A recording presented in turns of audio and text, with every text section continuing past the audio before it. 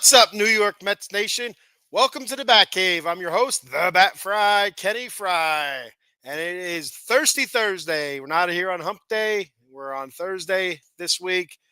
I was a little bit busy on Wednesday, so I had to postpone. So, yeah, life happens. Holiday season and all that good stuff. So, had to push it back a day. So, but anyway, here I am. Here I am, talk about our beloved New York Mets and what's new with them and my thoughts and opinions on that. And I'd like to hear your thoughts and opinions on their recent moves and what moves they could make or possibly make or what have you. But to kick today's show off, I want to start off talking a little bit about the Juan Soto deal. Uh, I know many Mets fans rejoice, when the Mets signed Juan Soto. We won that bidding war with several other teams, especially the Yankees. And that's one little tangent I'm going to go off on here. The Yankees fans that I seen online just freaking out about it, calling Juan Soto a traitor and a turncoat, and he's dead to them. And he was there one season. Am I wrong? I mean, I don't understand the venom, the hate, the vitriol that they have for the man after one season being with them. It's not like he was a career Yankee and then just decided to leave. He was there one season and he didn't even, choose to go there. He was traded to the Yankees from the Padres. I just don't understand. Like, we see, I can't think of the lad's name right now, the actor, but he plays like a Brucey and stuff like that in The Longest Yard, the Adam Sandler movie, The Longest Yard. I can't think of his name. Funny. He plays funny characters, usually pretty funny. But the dude is off his freaking rocker, just freaking out about it. And I'm like, I'm so confused and so lost. You know, he was there one season. Yeah, I get they made it to the World Series with him. There's probably a pretty good chance that they would have made the World Series without him. To be honest with you, there's a pretty decent team, and they didn't make it there just because Juan Soto. Just like any team that gets a really good player, you're not going to make it to the championship, to the World Series, Super Bowl, Stanley Cup championship because of one player. It takes a whole team. It takes a unit, and it boggles my mind. Just the hatred that was spewed over Juan Soto going there, not re-signing with the Yankees and going to the Mets. I don't know if it's because it's a Mets thing, if it's because it is the Mets, or if it's just that much delusion that these Yankees fans have. It's not all Yankee fans. It's not all Yankees fans. I get that, but just the ones that I seen like really outrageously being demonstrative about their feelings about him leaving after one season. It's like he wasn't even there like 3, 4, 5. He wasn't even there multiple seasons. One season, and they killed him. They absolutely destroyed this guy online. To each his own, I guess. I don't. And be 100% honest, I don't even understand that phrase. That phrase always kind of bothered me. To each his own. Whatever the hell that means. Um, it's like another thing. I work in a factory, and the one thing I never understood is like if you're familiar with working with machinery, there's lockout tagout. It's a pretty popular thing with OSHA and such, and many companies that preach safety. It's very important. Lockout tagout, and they always say that you must keep your lockout key on your person. Well, what the hell does that mean? Keep it on your person? What they're saying is you need to keep it on in your pocket or whatever, somewhere on you, so nobody can go in and lock that while you're working on that piece of machinery. But the way they phrase that, keep it on your person, that always bothered me. That doesn't make sense to me. Why not just say, put it in your pocket, dummy? Something like that. But keep it on your person. That's another one that just doesn't sit well with me. To each his own is another one I have a problem with, and keeping something on your person. That just doesn't make sense. Yeah, it's weird. Yeah, I'm goofy. I get it. Some weird shit. I have some quirks and some stuff like that are idiocentric, I guess. And those are a couple of them. So looking a little bit closer at this Juan Soto deal. And a lot of stuff bothers me about it. I'm glad we got Juan Soto. I am glad we got Juan Soto. He's a hell of a ball player, and I have the pros outweigh the cons. Absolutely, the pros outweigh the cons, and that's no doubt. You can't argue that. And is he a top five player in the league? Yeah, I would say yes, he is, and he's being paid as such. Is he better than Shohei Ohtani? I don't know. I don't think so. I think I'd rather Shohei Ohtani than Juan Soto, but you know, the deal's the deal, right? So the Soto deal was 15 years, $765 million, which that's a large chunk of change, right? And some of these intricacies in here really, really is, they don't sit well with me. I don't know why they just bother the hell out of me that he had to negotiate this type of stuff. And maybe they're in all types of contracts, stupid little, finicky crap. But I don't know, like contracts, a regular contract doesn't get picked apart like a $765 million contract. So I get that part of it. But some of the stuff on there just really I didn't like. But anyway, 15 years, $765 million, $75 million signing bonus. All right. So that run of the mill stuff there, I guess. Besides the amounts, that's not really run of the mill stuff we've never seen before. But so breakdown of this: 46.875 million in 25 and 26, 42.5 and 27, 46.875 from 28 to 29, and 46 mil his last 10 seasons. Now this is where some of it gets a little bit murky. He can opt out after 2029 World Series, and I didn't take notes on the whole part of this contract because there's some stuff I didn't understand, and there's like a 10-day window if the Mets uh, negate his opt out or whatever within a certain window, then he gets paid even more or something. It's really strange. But anyway, I like the creativeness there. I think that's the creative, and I can get down with that. Mets can negate that opt out by increasing yearly salary from 2030 to 2039 by $4 million per year, and that would equal out to $50 million more. So that'd put him at $805 million for this contract. Unbelievable, absolutely unbelievable. Kudos to him and to his agent and whoever else helped him out with this. A full no trade and gets a full no trade clause.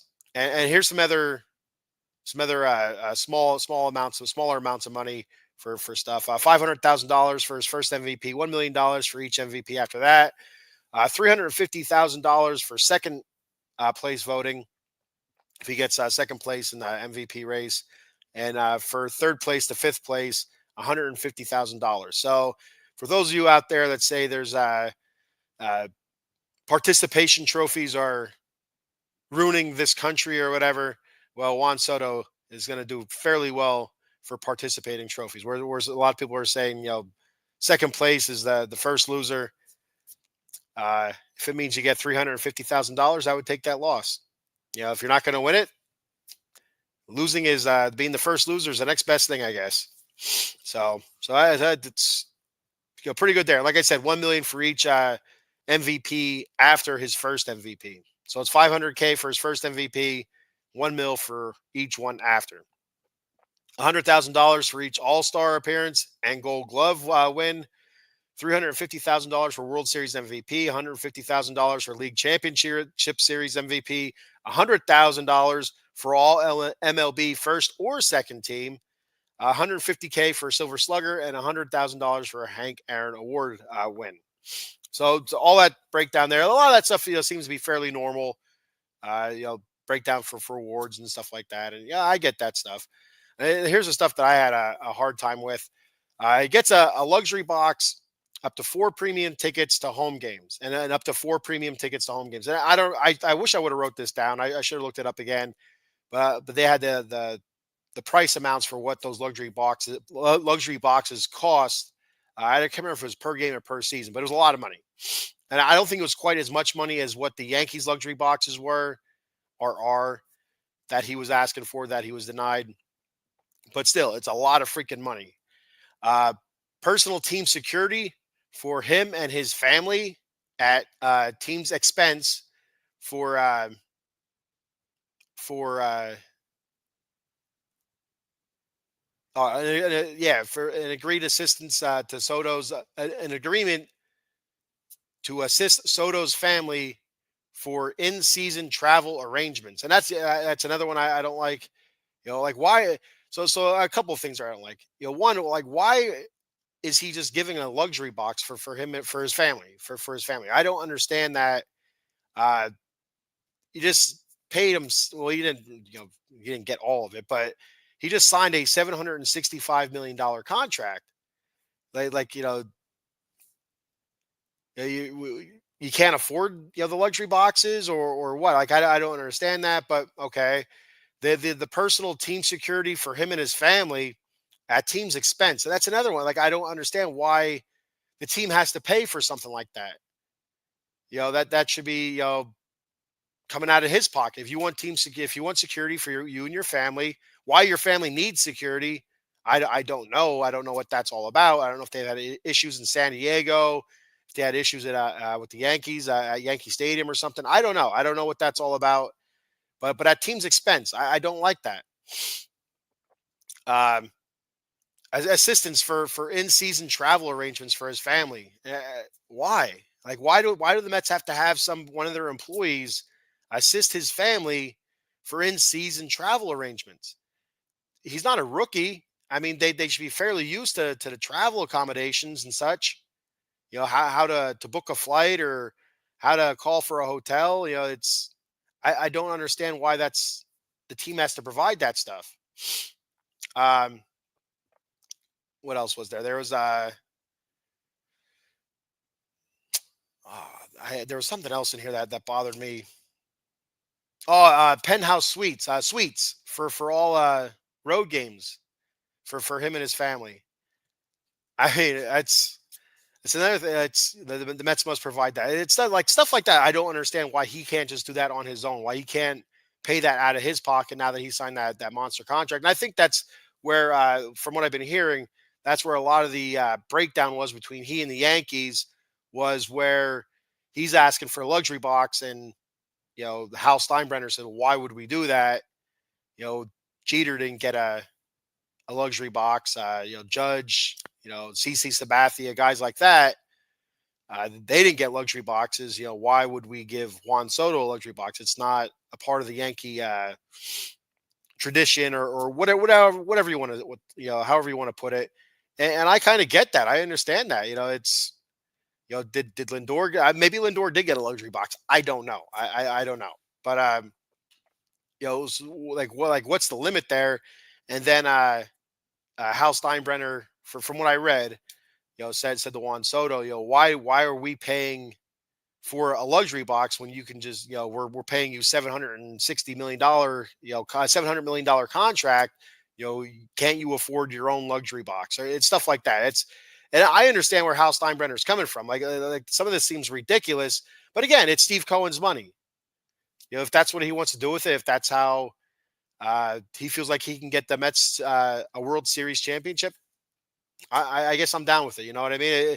If all this works out to Mets winning the World Series, I'm down with it.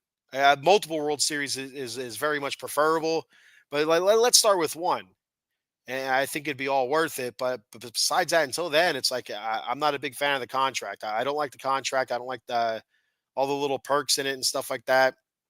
And I understand having perks um,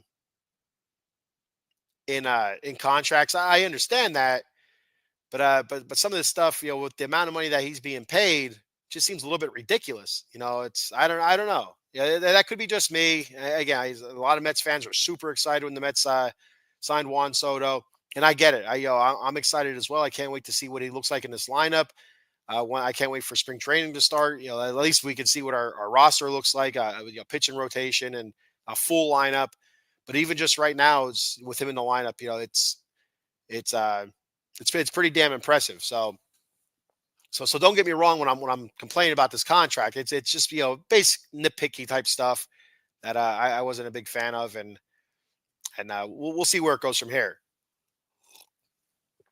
And I'm not gonna. I've said it before on the show that I'm not a big Juan Soto fan. I never was, and there's probably a decent chance I never will be.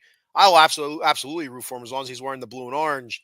I'm a Mets fan, until the end. Basically, that's until blood stops pumping through these veins. I'll always be a Mets fan, and it's always like I said here, I'm a huge Alonso fan, but it's always about what's on the front of the jersey, not the back of the jersey. And so as long as Juan Soto's a Met, I'll be rooting for Juan Soto, but it doesn't mean I have to like him. So I just not a big Juan Soto fan for whatever reason it is. I don't know what it is. Just like I'm not a big AC/DC. I love rock music. Love rock music. I don't like AC/DC. I don't know what it is. I hear their songs and it irks me. I don't know. I don't know. I don't know what it is. But yeah, I respect AC/DC. I respect their catalog, their music. What they meant to rock music and heavy metal music. I respect that. Doesn't mean I have to like him. So that's how I view Juan Soto. He is my AC/DC right now. As long as he's with the Mets, I respect him. I'm rooting for Juan Soto to do good. And as if he brings a World Series to Queens, I'm down with it. I'm down with Juan Soto and the shuffle. If he still does that or not, I'm not even really sure. But as long as he catches the damn ball in the outfield, I have all these Yankee fans that are friends of mine sending me clips of Juan Soto looking foolish out in right field. So as long as we don't get that Juan Soto, I'll be really happy. So anyway, another thing with the Juan Soto trade that kind of got me a little bit was again huge pickup. 26 years old. Career so far has been fantastic. He's on a Hall of Fame track. Absolutely. Last year, 40 plus home runs, 100 plus RBI. Hit what I think was a 280 something last year, 290, whatever it was. Great stuff. On base, a crazy clip. Over I think it was an 04 over 400 on base percentage. Just absolutely insane. The dude gets on base like anything. It's great eye, walks a lot, and that's where I want to go with this. I think it's fantastic. We're gonna have somebody on there that can get on the base. At a 400 clip. That's fantastic. Whether it's base hits, extra base hits or walks. We're gonna have somebody on the base paths. A lot. And one of the things that the Mets really struggled with last year was knocking runners um, in scoring position, or even just on base. Period. Moving runners over. Was a struggle, but then knocking runners in once they got to second base and beyond. That was another huge obstacle for the Mets last season. So we need to figure this stuff out real quick. I think a large part of that last year was the struggles of Jeff McNeil, Pete Alonso. His struggles with runners in scoring position and coming up with that the timely hit with a runner on second base, or runners at first and second or first and third, and grounding the double plays and stuff like that. And so there's some pretty big struggles. The Starling Marte injuries and JD Martinez struggling for over half the season. So there was a lot of different factors in that, and some of those factors may be just anomalies. Hopefully, if the Mets are able to re-sign Pete Alonso, they bring him back. Hopefully, last season was just an anomaly, even though he did have over 30 home runs and close to 90 RBI. Hit over 240. I think he hit 241, and I think it was a 780 or 790 OPS. But hopefully, last year was just an anomaly with him hitting with runners in scoring position. That he can get back to the 100 plus RBI Pete Alonso that we all know and love, the 40 plus home run Pete Alonso that we all know and love. And that's if the Mets re-sign him. If the Mets don't re-sign him, I don't want to see that Pete Alonso. Depends on where he goes. If he goes somewhere that's not going to affect the Mets, I'm cool with the old Pete Alonso returning. But if he goes somewhere that's going to stick in our craw, I'd rather not see him succeed. And like I said, I'm a big Pete Alonso fan, so that burns to say that, but it is what it is, right? It's Mets first, about the name on the front. I want to see the Mets win. If that means if Pete Alonso does not get re-signed, it means that he struggles. Then so be it. It's about the Mets. So So yeah, that's one concern I have with the Juan Soto signing. That's probably my biggest concern because he's going to get hits. He's going to hit for a decent average. For the most part, his whole career, he's hit for a pretty good average. I think one year he hit in the 240s or 250s. I think I could be wrong about that, but for mostly all the other seasons, anywhere from like 280 to 300, somewhere in there, I believe. But he gets on base. He gets on base a ton. He knocks runs in. He does have a good strong bat. Does hit for pop. Last season, you have to wonder how many of those home runs were due to the Yankee Stadium dimensions. But home runs are home runs. As if he hits 40 home runs at Yankee Stadium, and in away games last season, he comes into City Field and he hits 35 home runs. 5, 4, 6, 7 less home runs because he's at a different stadium. There, that's fine. That's not a huge difference.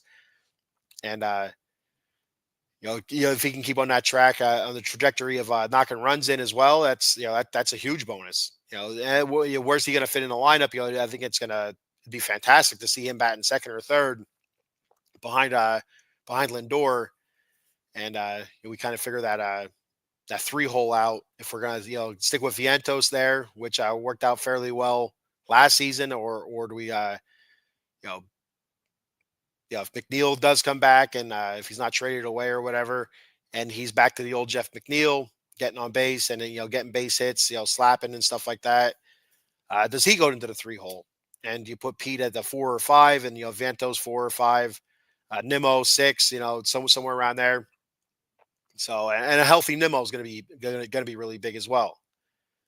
He really first half of the season last year, very good Brandon Nimmo, all-star worthy, absolutely. Second half of the season, when we come to find out in the playoffs, he's playing almost a full season with a foot injury. So, and he really struggled in the second half. There were some glimmers, some glimpses of the early season Brandon Nimmo last year, late last year, but for the most part, you could tell he was struggling. He wasn't moving well, and it was affecting him at the plate and in the field. So, all right. So moving on from Juan Soto talk, Pete Alonso. I still do believe the Mets should, and I do believe the Mets will sign Pete Alonso. I've been hearing a lot about Alex Bregman recently, but I still think the Mets re-sign Alonso. You signed Bregman. Bregman, moves to third, obviously, and what do you do with Vientos? Does he go to first? Does he go to DH? What do you do at first base? Is there somebody else? I don't know. But let's just say the Mets sign Pete, and that seems like the easier route. And it probably costs you about the same type of coinage, if you ask me. I don't know what Bregman's looking for, but it's probably going to be pretty similar. I thought I heard somewhere that Bregman was looking for around 200 mil, but teams were offering him much less than that, like anywhere from 160, 170, and I think that's around where Pete's gonna be looking anywhere from 160 to 180 million, probably like 6 years. That's what I'm guessing. I don't know what the hell I'm talking about. I'm not some financial wizard or contract negotiator or an agent of somebody. I don't know. I don't know what the hell I'm talking about. I'm just throwing numbers out that I've been hearing, and that makes sense. Anyway, that makes sense. I can't see Bregman getting $200 million.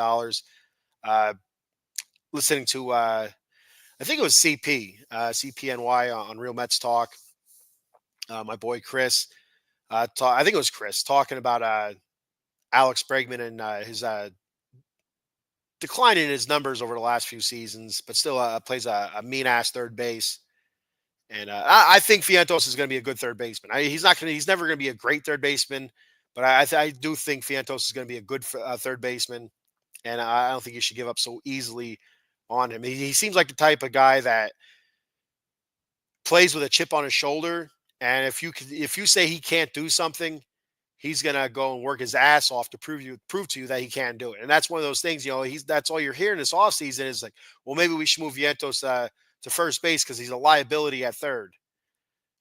So I guess see Vientos hearing that kind of chatter and working his ass off in the offseason just to prove people wrong. Now, again, I don't think he'll ever be a great third baseman, but I think he can be a very good third baseman. Just like Pete Alonso, never going to be a great first baseman, but I do think he's a good first baseman. He's, I think above average.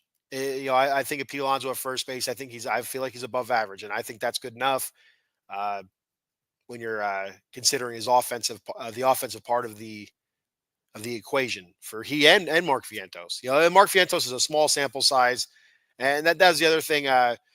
With should the Mets re-sign Pete or not? Well, we got Vientos, we put Vientos at first, but you don't know for sure that he can replicate what he did last season offensively to kind of make up for what you'll be losing with Pete. Down year for Pete.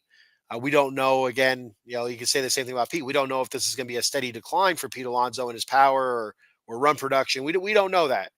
We just know what we see the sample size from 2019 to now with Pete Alonso, where last year so far has just been an anomaly. Is it just a 1 year thing where, okay, he had a down season from the pressures of the contract and just the pressures of trying to prove that he's worth money and whatnot, and was last season just that just the pressure got to him and he didn't perform. So he gets that big contract, comes back next season, and then he's back to being the old Pete Alonso. You don't know. You don't know that until you get there, and that's what I'm kind of saying about Mark Vientos. It's such a small sample size with Mark that we don't know what kind of offensive player he's going to be yet.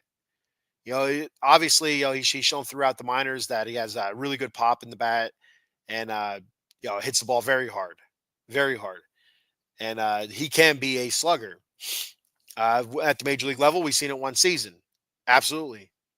Is that going to translate to next year? The teams have a better idea of what they can get Mark Vientos out on. Can he adjust to stuff like that? We'll have to wait and see. And, I believe he can. Like again, I said he seems like the type of player that plays with a chip on his shoulder that will work his ass off just to prove you wrong. So to show you that he can do it. So it's one of those things where say, oh, we can get him out on the breaking pitch down and away, like Pete. I do believe Mark Vientos will figure that shit out and turn that around on you. So I have 100% faith in Mark Vientos, but it's such a small sample size to know what he's going to be throughout his career yet that I can't wait to see what he does this season, just to see, just get a better idea. Hey, what's going on, fantasy football girl? Hope you're doing well. I see you got the icon of the Hoosiers there. Are the Hoosiers going to beat the Irish in the inaugural college football playoff tournament, whatever the hell you want to call it? Exciting stuff there. Kind of a I don't want to say weird setup, but you have Indiana and Notre Dame playing. But I would have liked seeing something a little bit different. In state. It's I don't know. Maybe throw Indiana against somebody. I don't know. Throw them against SMU or so. I don't know. Whatever. It's just I don't watch a whole lot of college football. Usually my Saturdays are taken up with my kids' sports or whatever. So I miss a whole lot of college football. I used to watch a lot of college football. But I was actually surprised to see Indiana in the top 12. I didn't realize they were that good this season. So good for them. But then seeing them play Notre Dame, it's like okay. They didn't. Just I don't get that exciting feeling for like Penn State, SMU. I kind of like, oh, that's a different type of matchup. That's pretty neat. So we'll see what happens. The Hoosiers will win. There you go. I had us going against Bama at one time. Yeah, and you know what? Bama on the outside looking in, a lot of people down south not happy about that. My younger brother is an Alabama. There's actually a decent amount of Alabama fans in my area, which is kind of surprising. I'm not really sure why that is, but a lot of them are not happy about it. And partly is because of what you're saying. They had a soft schedule. If you compared, I remember seeing a graphic. I don't know if it was ESPN or who it was, put a graphic up of bubble teams, and I know Indiana was one, Alabama was one. There was think one or two other teams that were on the outside looking in that were bubble teams, and uh, one of the teams had a strength of schedule like in the 50s or 60s, where Alabama's was in like in the teens or whatever. You have to figure that that stuff should come into consideration. But I mean, Alabama had what, three losses this year? I think this season, three losses, I believe.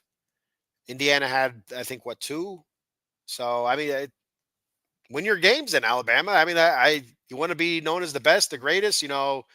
We play in a tough SEC. Okay, well, so did so did Texas, and so did I don't know who the hell else is in the college football playoff right now, off the top of my head. But there's other SEC teams, Georgia, Georgia, as well. They played the SEC schedule and they didn't have three losses. So do better next time. That's all I got to say. I mean, the whole NIL thing too has me kind of bummed out with college football. I was always a proponent of college football players getting some sort of payment. College athletes, period. Not just football players, but football players, usually in the forefront of that because they do bring in a lot of money. Football brings in a lot of money to the school, and the whole NIL stuff, where teams are offering, kids. I don't know who it was. If it was the Ewers kid from Texas, if he was offered like $6 million to return to school rather than go in the NFL draft. I'm like, that's insane. And then you have other schools kind of openly recruiting players. And again, you have the whole transfer portal thing, but then offering them millions of dollars to come play for them. It's almost like professional football now. It kind of stales it a little bit, in my opinion. And again, I think they should get some sort of money, but millions of dollars, I don't know. I don't know about that. The NIL sucks. Some teams had to cancel bowl games. Yeah, and I seen. Uh, well, I guess Marshall wasn't because of NIL. Marshall was because they didn't re-sign their head coach, so then a bunch of the players uh, entered the transfer portal, and so they had to cancel their bowl game. But I don't know who else. But I just know that there's a bunch of players that jump around through the transfer portal, which is open right now. And it was something I was talking about. The one guy at work. There's the Penn State's backup quarterback, and since I'm in Pennsylvania here, I'm in Eastern Central Pennsylvania. Penn State would be the team that everybody in my area roots for, just about. It's Penn State or Notre Dame. I'm a Pitt fan, so go figure. But anyway, Penn State's backup quarterback, he had to enter the transfer portal, even though he didn't want to enter the transfer portal right now because he wants to stay with his team while they're going through this college football tournament. And lifelong Penn State fan. He's the Pennsylvania kid. But the transfer portal's open now, and he has to go in now because he wants the reason he's going in is because he wants to be a starting quarterback. He wants to prove that he can play quarterback at a high level, and the only way he can do that is by transferring out of Penn State. And the only way you can do that right now and get on a decent team is by doing it right away. And it's such a bummer. That's one thing that the NCAA needs to fix or needs to figure out is the transfer portal during season play, whether that's bowl games or college football playoff / tournament, whatever the hell you want to call it. They need to figure that shit out. They need to do that after season or something because it's not fair. It really isn't fair, in my opinion, anyway. And again, this is all, my opinion. Let me know what your guys' thoughts are on anything really. Mets, uh, college football, life, love, Christmas, whatever. So anyway, back to the Mets here real quick. A couple deals happened since last time I was on. I was on last Monday, not this past Monday, the Monday before. After Soto got signed, and Max Fried was signed to the Yankees. Garrett Crochet was traded to the Red Sox. Now, I didn't think Max Fried was going to come to the Mets. I didn't think that at all. I thought, for the most part, I thought he was going to re-sign with the Braves, to be honest with you. But yeah, there was a whole lot of talk about Garrett Crochet coming to the Mets, and what would it take to get Crochet and what have you. But the Red Sox, I guess they had the right package, and the Red Sox were able to bag Crochet. So it is what it is. But there's a couple more top line starting pitchers that are off the board. one through trade and one signed through free agency. So there's still some guys out there.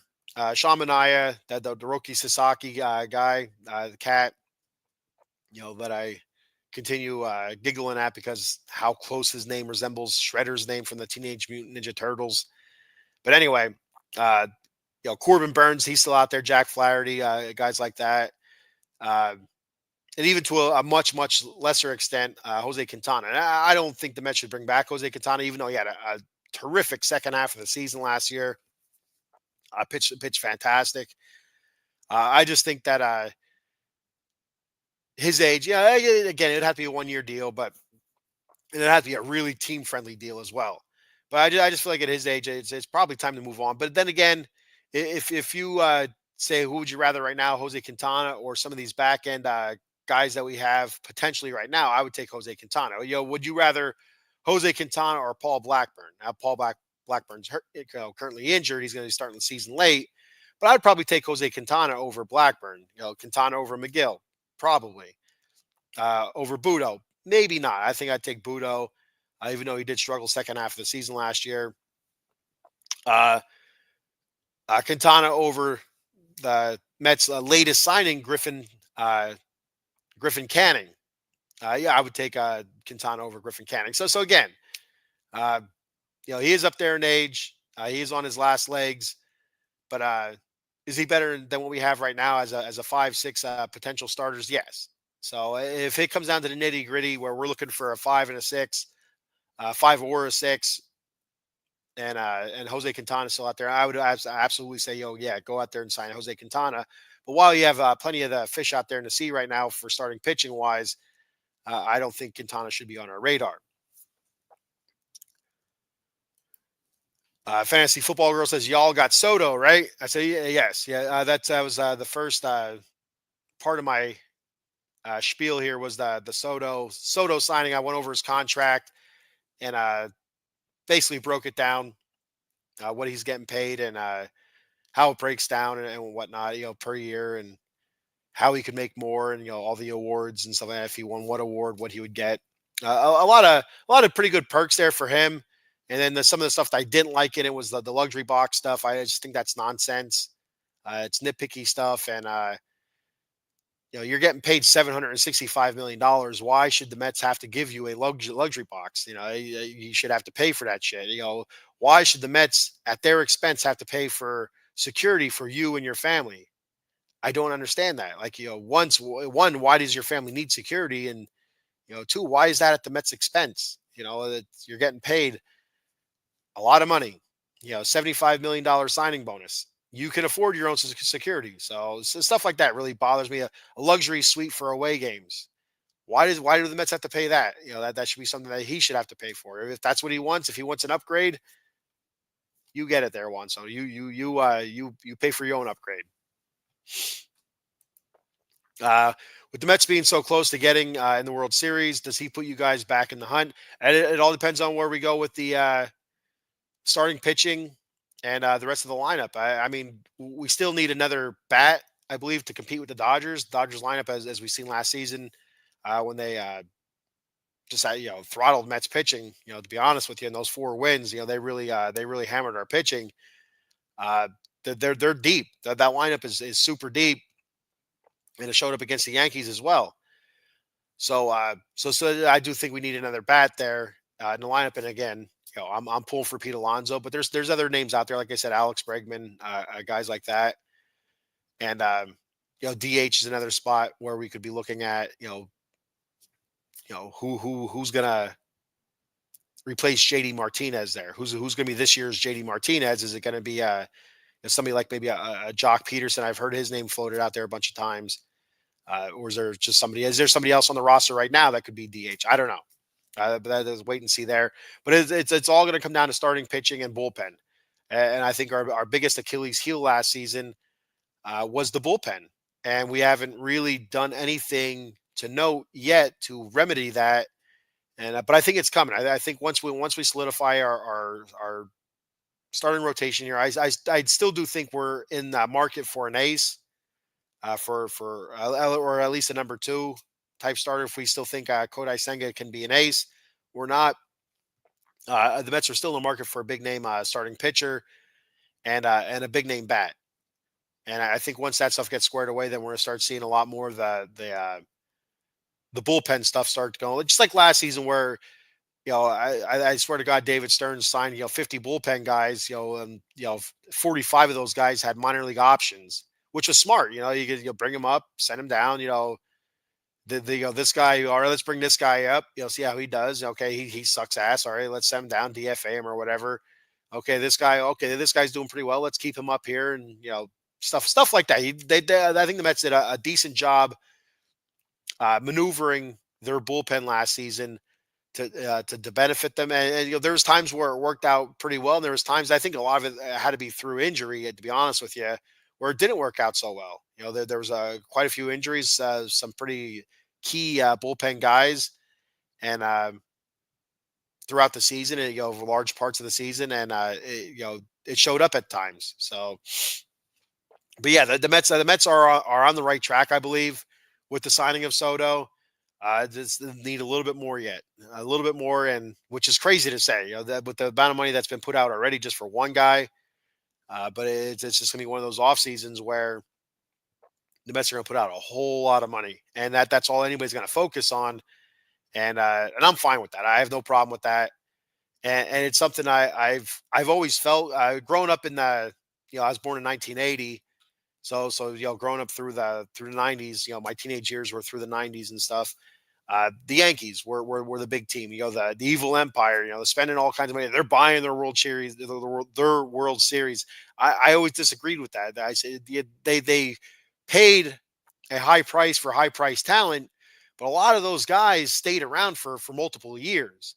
Now I look at teams like the Marlins, who got a couple World Series and then dismantled the team right away. I look at those teams as teams that bought their World Series, and again, they got a World Series. Can you fault them? Really, I don't know. It's you can go either way with that one on that one with me. But the Yankees, like throughout the '90s and early parts of 2000s, uh, the big talk, at least in my area of the world, was that the Yankees were known for buying their World Series, and they just outspend everybody. But they also kept a lot of those key guys around. They not only go out there and outbid everybody for those guys, but they keep their asses around for a couple seasons to win multiple World Series. And they weren't afraid to go out there, spend money to fix the holes, and that's what you do. I'd rather have an owner that's willing to go out there and overspend to win than an owner that goes out there and doesn't spend at all and doesn't care if you win or lose. Just like the Pittsburgh Pirates. Teams like that. So, that's just the feeling you get with the Pirates for whatever reason it is. Maybe I'm wrong about that. But that's just the feeling you get. That he's all right with how they operate, being mediocre, and occasionally they get a young stud superstar, and they're not going to pay him.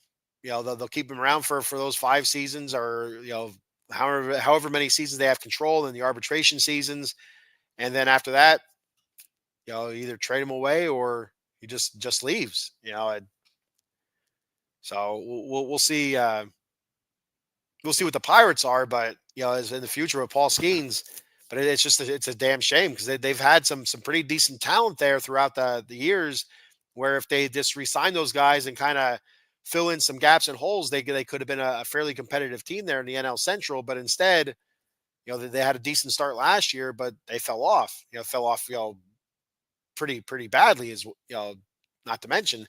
And they have a beautiful stadium out there. I haven't been out there yet, but for everything you hear, it's one of the best stadiums in the Major League Baseball. So it's unfortunate. So I'd much rather have an owner that's willing to go out there and put money out on the team to get the team to win, to overpay to plug those holes or perceived weaknesses that you may have to win games. And I would be unapologetic. I'm not going to go apologize to any team, any small market team or fan base that says, well, you only won that World Series, or you only made it to the World Series because you spent $1 billion. Like, okay,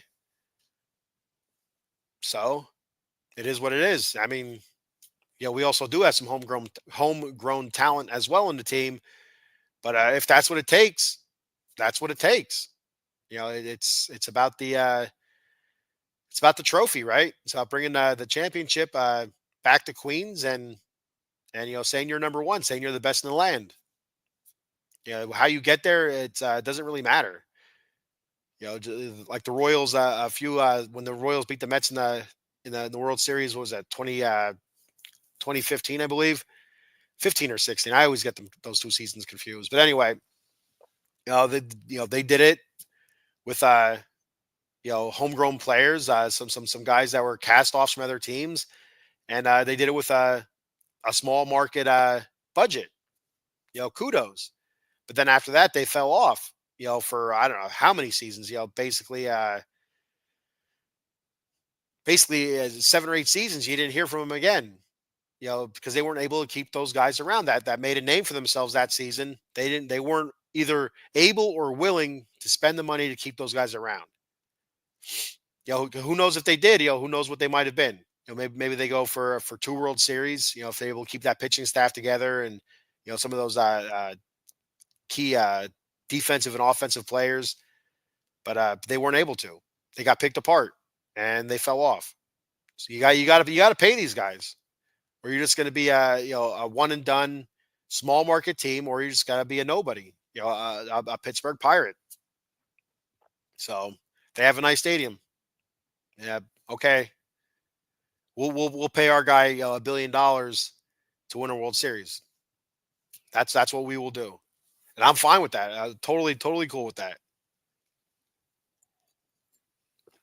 So anyway, uh, so looking at a lot of talk about Luis Castillo being in consideration for Mets trade. I've talked about this before. Who the Mets trade for Castillo. I know I've mentioned Jeff McNeil, his versatility. And I like Jeff McNeil. I'd rather he stay because I feel like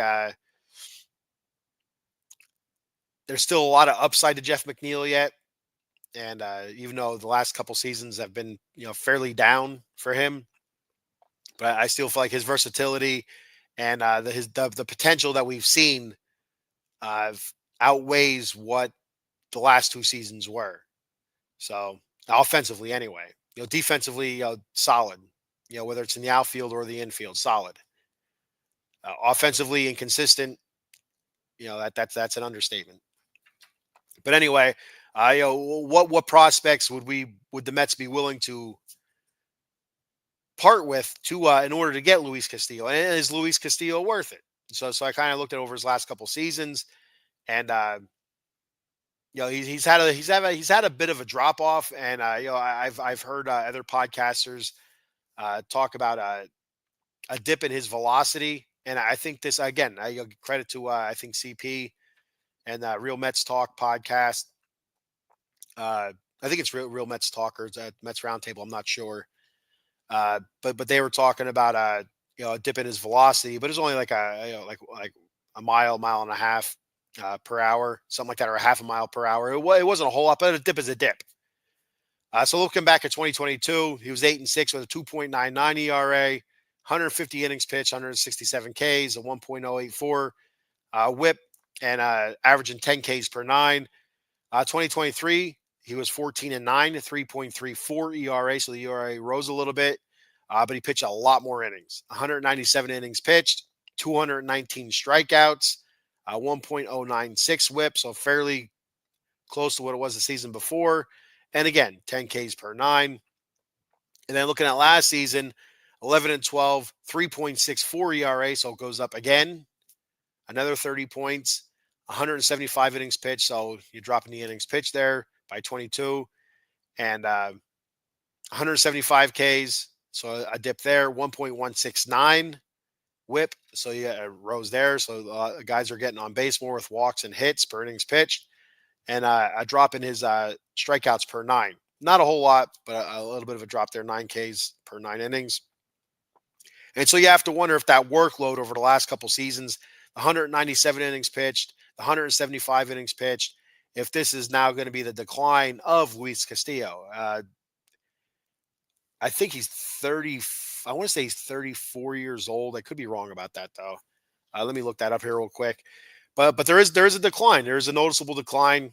But still, he's still a very good pitcher. But you have to look at him, and I was kind of looking at him like last season, and like he's all basically comparable to what Luis Severino was. I think Luis Severino had a lot more walks and a higher. Well, I guess the WHIP was probably fairly comparable. I don't think he had the K per nine that Castillo had.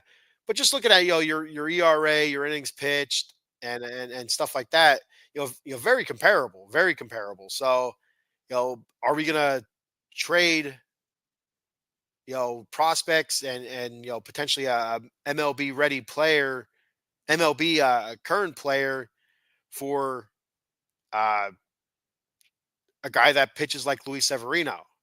Would you trade those guys away for Severino? No, you wouldn't. Uh, so that's just something that I was looking at. 1 second here. How old is he? I think I want to say he's 34, but 'cause I thought I looked at that before. Yeah, 34 years old. No, what the hell is that? Oh, that's the wrong. That's the wrong Luis Castillo. I'll tell you that.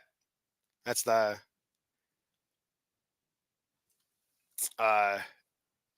the old hitting Luis Castillo. But anyway, all right. The hell with it. I ain't gonna look it up. Sit here fiddle fucking around. But anyway, but that's just looking at stats like that.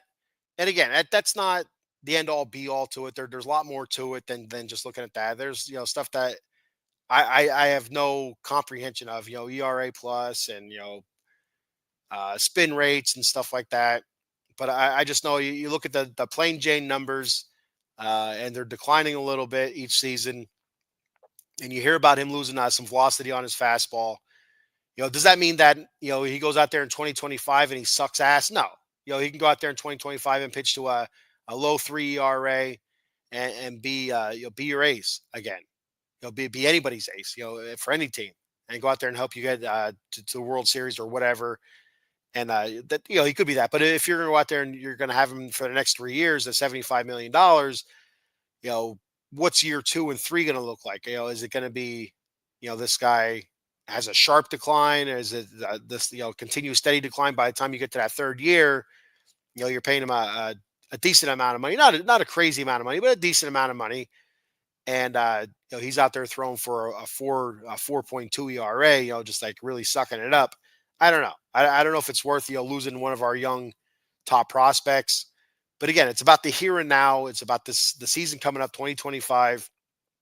The one thing I'm trying to get out of my head is looking too far into the future. And because I feel like when you do that once in a while, it leads to a lot more pessimism. I'm more of an optimistic kind of guy. I like to stay optimistic about things.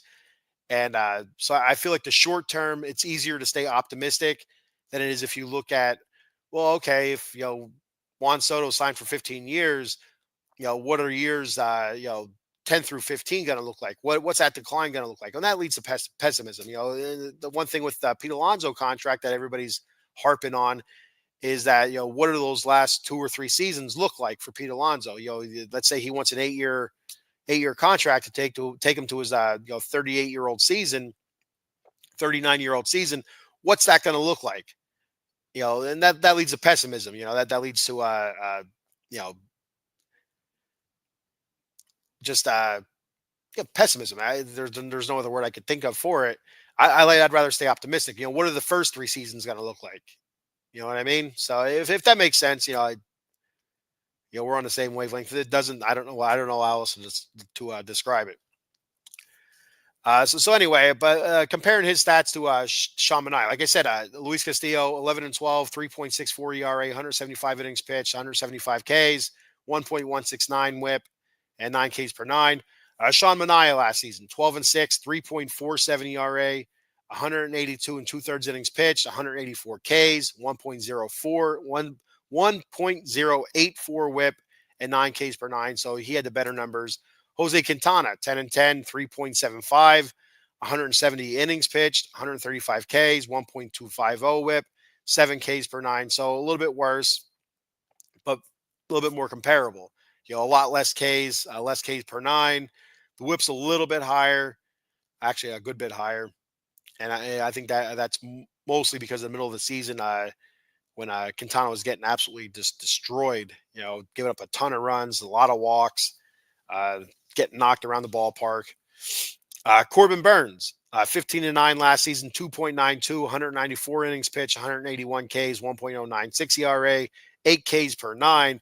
So you look at Corbin Burns, and I look at those numbers, and I look at the 2022 Luis Castillo. That's fairly comparable. Even 2023, the ERA was a bit higher for Castillo, but the innings pitched were very comparable. So, and there's also Jack Flaherty, a name I haven't heard too much about in conjunction with the Mets. But his 2024 season, was on two different teams, the Tigers and the Dodgers. He was 13-7, 3.17 ERA, 162 innings pitched, 194 Ks, 1.068 WHIP, and 11 Ks per nine. So those are four names that I think the Mets could be in on. The Quintana, like I said earlier, I don't think the Mets are in on him. I don't think he's on their radar. But if it comes down to like January or February, late January, February, and the Mets are still trying to figure out who's their sixth starter, their five starter, I wouldn't be too surprised if Quintana's still available. If they go ahead and knock on Quintana's door and say, "Hey, you want to come back for another season?" That wouldn't surprise me at all. But Manaya, Burns, Flaherty, those are definitely three guys that I think the Mets should be kicking the tires on.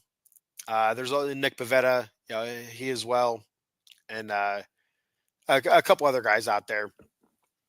The Mets could be potentially looking at that. I think they should be looking at. I still do think they need a top line starter in order to be able to compete with a team like the Dodgers.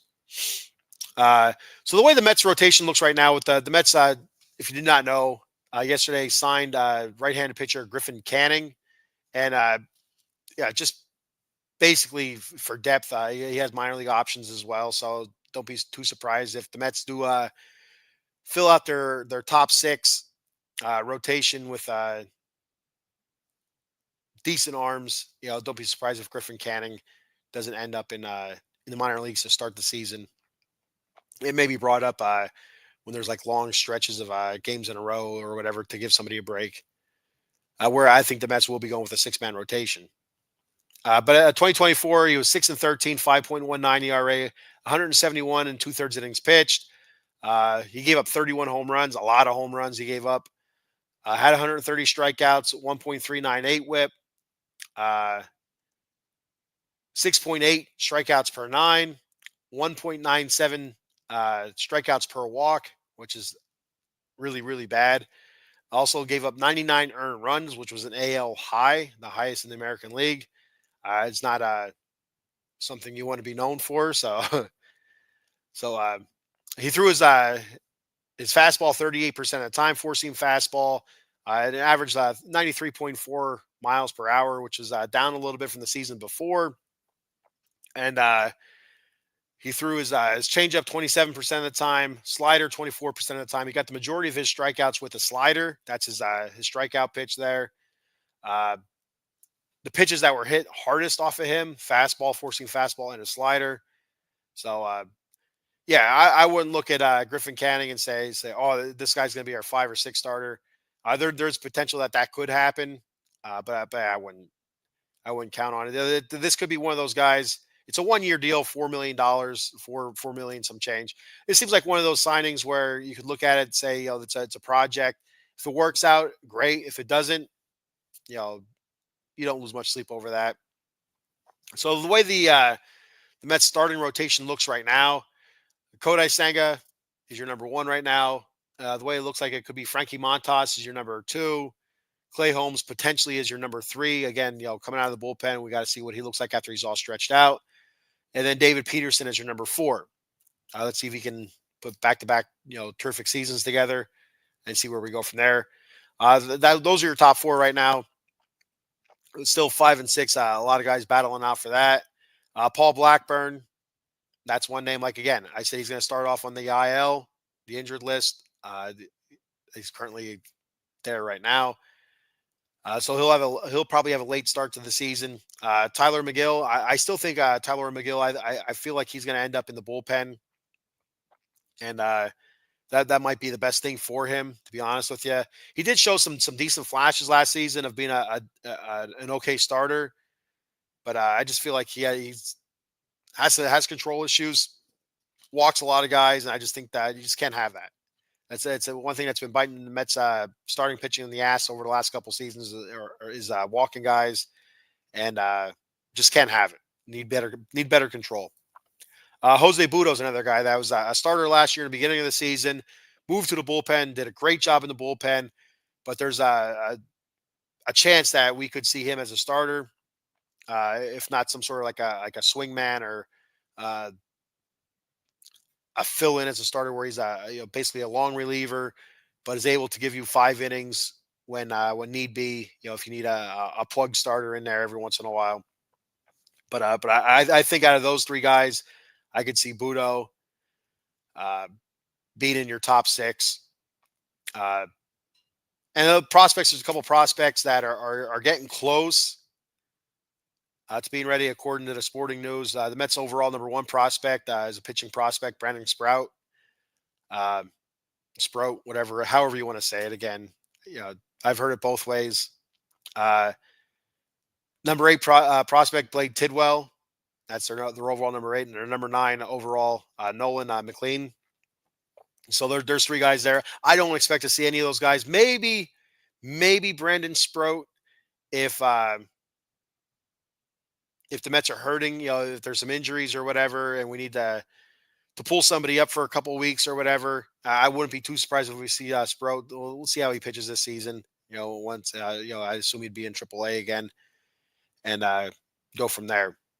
But I wouldn't be overly surprised. Yeah, I don't know these guys' contracts and how many options they have or how many times they can be brought up and sent down. So I'm not totally familiar with that, but yeah. So that's what the Mets starting rotation looks like right now. Not very good, very incomplete right now, but we'll see what happens. We'll see where we're going here. I really thought that there would have been bigger news over the last week and a half with one with starting pitching and two with the lineup, a la Pete Alonso. But all quiet on the Eastern front, I guess it would be out here in the East. So, all right, I'm going to wrap this up now. Go ahead and read our sponsors off here. My sponsor, if you want to help me out, I appreciate it very much. Head on over to www.dubby.gg and check out Dubby Energy Drinks, the Jitterless Energy Drink. Fantastic. They have a whole bunch of different flavors there. So give them a check. They got some pretty decent swag as well. I love their shakers. I got a couple of their shakers, and I'm still working on the mango orange cream energy powder. It comes in a tub and a little scoop there, and you put it with 16 ounces of water. It tastes fantastic, and it gives you that boost that you need. And it's all natural, and it's good stuff. It's a good product, good stuff. So check them out. www.dubby.gg. Use the promo code The Bat Cave. That's all one word. The promo code is The Bat Cave for 10% off your order, and that's Dubby Energy Drink. So check them out if you want to help me out. Help out of the Box Sports if you need help. Check out our boy Jason Fine if you need some legal help here. Jason Fine, attorney Big Al. You can reach Big Al at 1-800-HURT-123. That's 1-800-HURT-123. Jason Fine specializes in motor vehicle accidents, slip and falls, workman's comp, and personal injury claims. He has 3 office locations conveniently located throughout Pennsylvania and New Jersey. His office in New Jersey is located in Cherry Hill on 3 Greensward Lane. The phone number there is 856-209-5258. He has 2 offices in Pennsylvania, one in Philadelphia at 1628 JFK Boulevard, Suite 2120. The phone number there is 267-888-2980. And he has an office in Pittsburgh, Pennsylvania on 500 Grant Street, Suite 2900. The phone number there is 412-365-8151. And that's Jason Fine, attorney Big Al. All right. So if you want to check me out on X. Head on over to the Batcave at the Batcave OOTBS on X. Give me a follow there. I'd appreciate it very much. Um,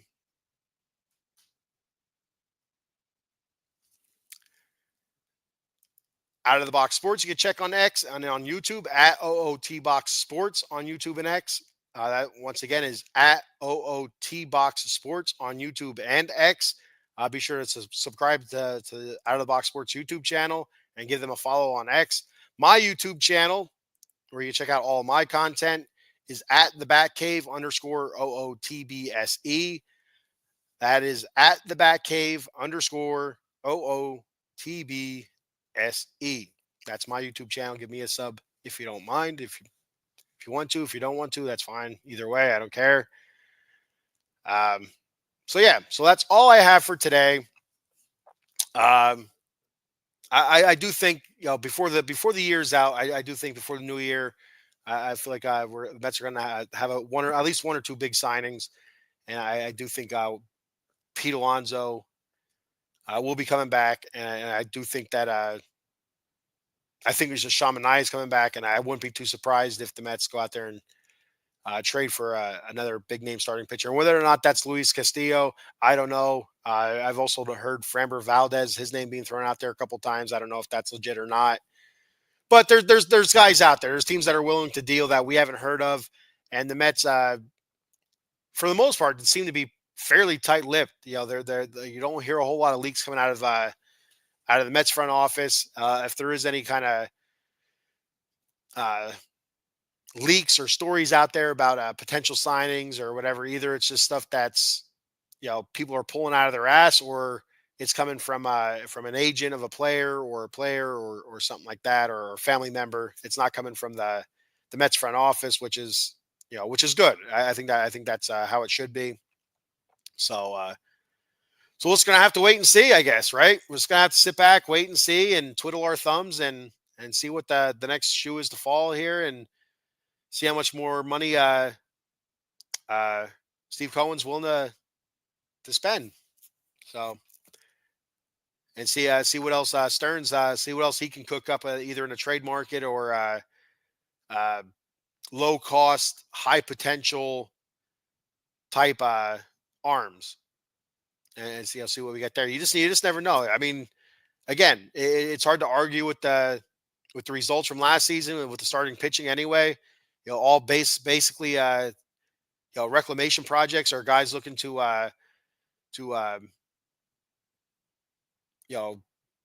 jumpstart their career, re-jump their career, stuff like that.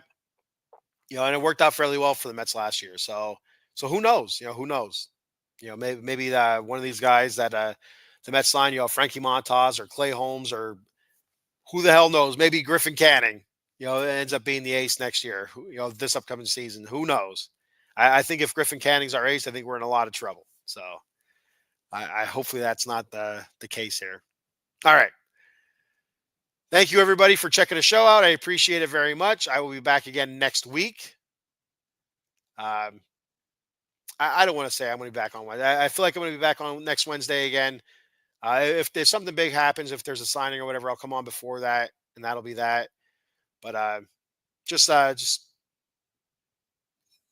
let you know what I'll be on. That's what the exact day. Let's just shoot for next Wednesday, 10 a.m. And no, actually, next Wednesday is Christmas, so it won't be Christmas Day. So let's say Christmas Eve, I might be drunk. So let's go 26th. So next Thursday. So same bat time, same bat channel. Next Thursday, 10 a.m. I will be live. I won't go live on Christmas. So, all right. So next Thursday, 10 a.m. Same bat time, same bat channel. And of course, as always, let's go Mets. See you guys later. Have a Merry Christmas, everybody.